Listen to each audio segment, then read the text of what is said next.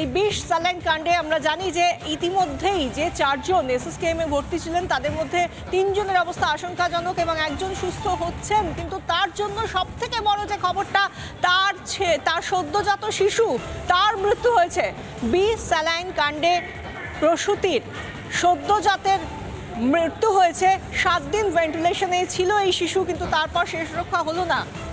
মৃত শিশুর বাবা তিনি আজ এই মর্মান্তিক খবর আসার পর কথা বলেছেন, তার পরিবারের লোকজন কথা বলেছেন আমাদের সঙ্গে, কি বলেছেন শুনুন।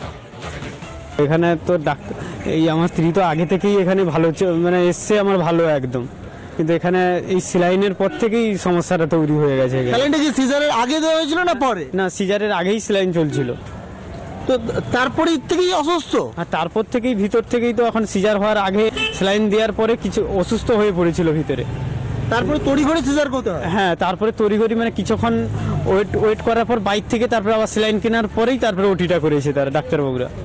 7 দিন ধরে বাচ্চা ভেন্টিলেশনে থাকলো, আজ কখন জানতে পারলেন? এই আজকে 9টার সময় জানতে পারলাম। কি চাইছেন আপনার কি মনে হয় যে স্যালাইনের জন্য এই ঘটনা? হ্যাঁ, আমরা তো বলছি এই সেলাইন দেওয়ার জন্যই বাচ্চাটা এরকমই অবস্থা হয়ে গেল।